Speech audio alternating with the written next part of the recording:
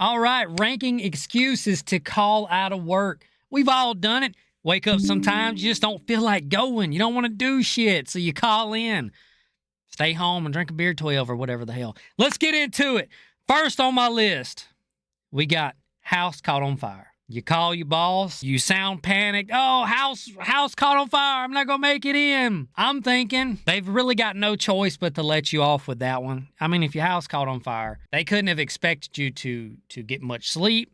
If you're calling in saying my house is on fire, that's even more of a excuse, or a better excuse to let you off. You shouldn't be expected to go into work if your house is burnt to a fucking crisp. You know what I'm saying? What I'm thinking with that one is we're gonna put that one, house caught on fire. I'm gonna put it in S tier for now because I think that's a pretty good excuse to take off. Imagine waking up and your fucking house is on fire. Yes, I ain't gotta go to work. But anyway, moving on. We got death in the family. Now this is one you can use over and over again. Your boss should not know any of your family. If your boss knows any of your family, you're too close to him. All right, back off of that.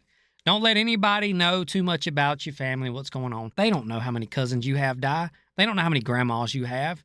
They don't know how many family friends you have. And I had a death in the family. Didn't you just have a death in the family last week?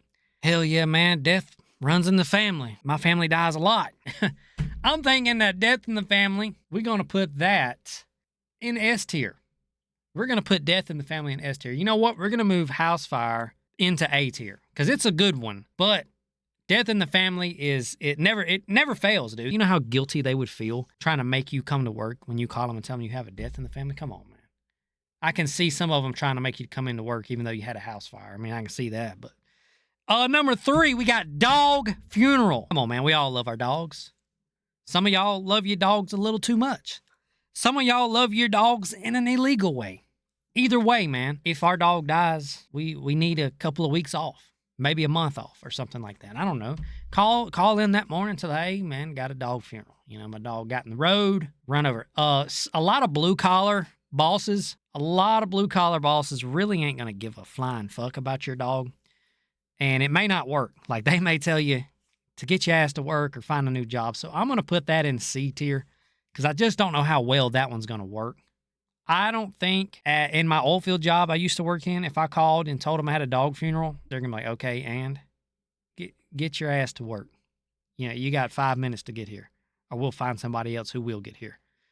So, yeah, moving on from dog funeral. That one's ain't the best. Food poisoning. So if you call in and tell them you got food poisoning and tell them you're puking everywhere and you could probably shit through a screen door, and if you aimed up, you could probably be the volcano in your kid's science project, I think there's a good chance you're going to get off that day. I think that one is good to use every once in a while. Food poisoning is not one you can use a lot, I don't believe, because it will become suspicious. Now, some of y'all do have weak-ass stomachs, and if you build a reputation at your company for having a weak-ass stomach, you might actually be able to get away with food poisoning a good bit. But I'd say for most people, food poisoning isn't going to be that great of an excuse, but I do think it works better than a dog funeral. So we're going to put it in B tier. It's just one you got to use kind of seldom. Like I said, they'll get suspicious if you start having a lot of food poison. Maybe build it slowly over time, like I said, so you have a reputation like, oh, you know, oh, Gavin, he gets food poison all the time, man. It's just, he has a weak stomach, poor guy. Moving on from food poison, we got kid is sick. This one is good, especially for women, because it's more, I don't know, I feel like it's more acceptable, right? Men, blue collar men or even white collar men, our bosses should also accept that excuse, because we're fathers, we're dads. It's our kids. We're worried about them. Maybe the mom needs to go to work more than we do. Maybe she can't afford to miss work for whatever reason. She's got something important going on. I don't know, but it should really be a good excuse. And I think we're going to put that in A, because I do think kid being sick, it's one of them, okay, if you call in and tell them your kid's sick, they're going to believe you. But you can't overuse that one. Even though kids get sick a lot, believe me. All right, I got 3 of them. Little bastards stay sick. They cannot wait to catch the next fucking virus. Their immune system or whatever, it's seeking it. It seeks out the next sickness at school. It looks for it. So I'm gonna leave it in A, because it's a pretty decent excuse, man. You can miss them. You can call in and tell them your kid's sick and stay home, drink a beer 12 or slam 30 of them, whatever you want to do, man. These are legit excuses that you can use even when they're not legit, right? So let's move on from kid is sick. A car won't start or vehicle won't start. More vaguely, a lot of us drive trucks. You can call in and tell them your vehicle won't start, and I do think that would work one time. But most of these companies are going to be expecting you to get that shit fixed or get some kind of solution going on for the next day. They going to want your ass at work. I think it'll work one time, and there's actually a lot of companies they'll fucking send somebody to come get your ass if your car won't start. It's happened before at a lot of jobs I've had. They will send them up. They will pay a motherfucker to go pick you up. You going to work. So I'm going to say car won't start. Our vehicle won't start. Let's put that one in B tier because it's just something I feel like it'll work one day, one time. And then they expect you to have a solution and you'll be lucky. It depends on who you're working for, I guess. You'll be lucky if they don't try to send somebody after you. Depending on where you live away from your coworkers and all that, what kind of relationship you have with the company. Because a lot of blue collar companies, especially the smaller ones, I'm telling you now, they send in a motherfucker to your house to pick you up. All right? It happens. All right, so we moving on from car won't start. We got flat tire. All right, I'm speaking to mostly men here. Most of my audience are men. At least my short form audience. You should know how to change a flat tire. Flat tire is not going to work. If you call in with a flat tire, you're going to hand over your man card. Let's just say I'm your boss and you call me with a flat tire and say that you just can't come to work. I'm going to go ahead and find me somebody else that can come to work. Because if you can't even change a flat tire, I mean, why would I trust you with any of my equipment? Why would I trust you on any job if you can't even change a flat tire? Well, I don't got the money for a flat tire. Well, then I can't trust you. If you're not financially literate enough to know that you need a spare fucking tire, that is like the minimum thing you need is a spare tire. We're putting that in D tier. It is a horrible excuse. I would never call in to work with a flat tire. I might call in and say, hey, I'm going to be late because I got a flat tire, but I'm coming. But that's as far as I'd go with a flat tire. Come on, man. I know some of y'all's wives and girlfriends change your fucking tires for you. We got migraine. I think you can use migraine one time. I don't know. Tell them you tried to put your hard hat on and it's too much pressure, boss. I ain't gonna be able to wear my hard hat. I can't wear my PPE. The glasses made my eyes hurt. I think that's one of those excuses. Just like vehicle won't start, you can use a migraine one time, but they're expecting you to get over that migraine. All right, some of them are expecting you to come to work with a migraine. I've been there too. I have been there. I had a derrick can working for me one time when I was running a rig. He would get migraines. And he would get migraines to the point where he would puke. And this motherfucker would be up on the monkey board or the tubing board. We called it a monkey board. Puking off the back of it because his migraine was so bad. And he'd still be getting after it. Well, I was a working son of a bitch. So I think migraine, if you want to stay home and drink some beer, whatever you want to do for that day, and you need an excuse, migraine will work. I think it'll work for most people. I think it'll work one time. You can use it one time. Now, if you build up, I guess it's kind of like food poisoning, though. If you build up a reputation for having migraines, you might can get away with it more than one time. But I think most people, it's just going to be a one-time excuse. We're going to put it in B tier. We're going to move on from migraine. And then we got doctor appointment. I think doctor's appointment, you can use it more than one time for sure. They don't know what you got going on. They shouldn't be asking what you got going on. For all they know, you could be stuck in the wrong body, the wrong gender, and you're transitioning. You can come up with anything, especially if you're an electrician, because I think that is acceptable in that industry. The sky is the limit with this excuse, but you can't overuse it unless you actually legitimately have something going on. I wouldn't use doctor's appointment every week, right? I wouldn't take a week off to go to the doctor's appointment unless you like legit have something going on and you can actually prove them and you're actually taking off work to go to the doctor. But if you're just taking off work to have a beer 12 or 30 or whatever, I wouldn't use doctor's appointment, but maybe once a month because they're going to get suspicious. They might start wanting doctor's excuses and all that. They have the right to ask for doctor's excuses and all that stuff. So I would say doctor's appointment. I'm also going to put that in B tier because it's just one of those you can't really... It's hard to choose between A and B, honestly. It could go into A. It really could because you could use it once or twice a month. Let's put it in A because you really could use that excuse once or twice a month for a while, right? If they start getting suspicious, maybe you cut it out. But I think you could use it once or twice a month. So we're going to put it there. And we'll move on from doctor's appointment. Overslept.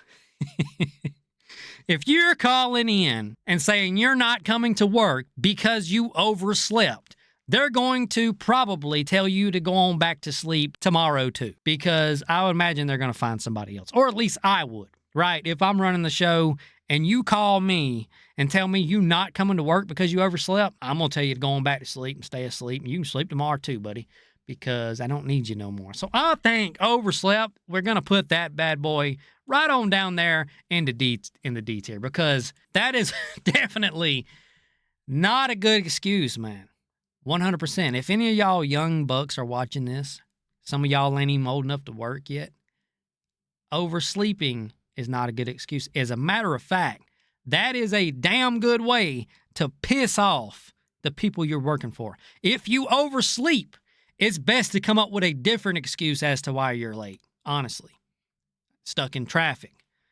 My dog caught on fire, or my tire was flat. I had to change a flat tire, or something like that. Just don't call them and say, hey, I overslept. I'm not coming to work, or I'm going to be late. It's not going to work out either way. Next on my list, we got hungover. All right, some of y'all can call in hungover. That's because you're buddies with who you're working for, maybe.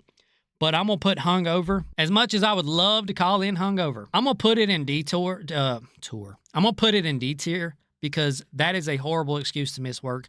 You're just going to piss somebody off. All right, that is the same category as overslept. Don't call in hungover. Call in sick. Call in, tell them you're puking everywhere. Never call in and say, hey, I can't come in because I'm hungover. The best thing to do is just go to work hungover, because you're getting paid to be hungover. Okay, think about that next time you don't feel like drinking that night or the night before because you don't want to be hungover. Brother, you're going to go to work and get paid to be hungover. There's nothing better than that. All right, tell them when you get there, just tell them you ain't feeling so good and don't expect much out of you or whatever. But you made it. You made it, you know. Next on my list, it's too cold. Brother. It's too cold is going to go right on down there into D2. We don't even have to talk about that one much, right? That is in the same category as hungover and overslept. Do not call into your job and tell them you're not coming in because it's too cold. Brother, they're going to find somebody else real quick, big dog. I'm telling you right now. We're going to move on from too cold. Don't do it. That is a horrible, horrible excuse to call in. Next one is it's too hot. Guess where that one's going? Right into D tier. It's too hot is also a horrible excuse, brother. Maybe if you called in with swamp ass because of the heat, like you got hot overnight in your sleep, you got swamp ass now, and you can't. I don't know, man. That still ain't gonna work. They're gonna tell you to stay home again tomorrow, big dog. If it's too hot today, it's gonna be too hot tomorrow and the rest of the week and the rest of the year, brother. We're gonna find somebody else who don't mind the heat, big dog. Just stay at the house, man. Enjoy yourself. Have a nice life. And next we got tires are frozen to the ground. Now this is a problem that happens a lot up north of the Mason-Dixon line. Those guys with the funny accents, they say, eh, a lot. Their tires freeze to the ground all the time. It's a legit problem during the winter, man. You could call in, especially if you live up north of the Mason-Dixon line, you can call in with your tires froze to the ground. I'd say at least once a month in the wintertime, because it's a legit actual problem. Tell them to Google the shit if they don't believe you. In the South, we probably had that problem once or twice a year, dude. Anytime we get temperatures below 20 a little bit and we got a little snow and ice in the forecast, brother, you can call in, big dog, tell them your tires froze to the ground. They're not going to say nothing to you. They're going to let you off, man. They better believe you. That's in my opinion, that's an excuse to quit, brother. You call in and you say my tires are froze to the ground and they call you a liar. Man, I'm quitting that job, big dog. Over with. I'm staying home drinking beer for the rest of my life. So where are we going to put that? So we are going to put it in D tier only because people are not going to believe you. But I do encourage you to call in one morning for work and tell them your tires are froze to the ground. Make sure it's wintertime. They might just believe you. I mean, it's something that happens, dude. It's a legit problem. B, infestation. This is an excuse I've never used or heard used. This is something I come up with out of the blue while creating this list. And I got to think, man, if you call in that morning and tell them you got a bee infestation and you got stung all in the ass, in the whole part and everything. I don't know. That's something that they would have never, I think that's something unexpected. You got a bee infestation, and I'm sure it's something that happens. All right, you may find out that morning or maybe even that night, the night before, that you have a beehive somewhere in your house. They may get you in your sleep. You may not even mess with them.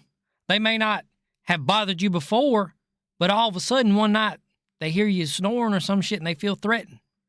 They come get you, dude, and you wake up dead. You can't go to work if you wake up dead. Whatever, it's a bee infestation. The shit does happen. I think it's a decent excuse. I do think it is a pretty good excuse, man. I'm going to put it in C because from my experience, actually, let's put bee infestation in B, right? B for bee infestation because it is a real thing that happens, dude, and you may have to stay home and deal with that bee infestation. I think you could probably use that one time. I think you could use that excuse one time. There's no way you're getting away with it a second time. If one of my employees call me and tell me, hey, man, I'm just not going to be able to come in today. We got a bee infestation under the floor here. I'm going to be like a bee infestation, but I'm like, all right, well, hey, you stay home, brother, and you take care of it, big dog. Have you a few beers while you're at it. It is what it is.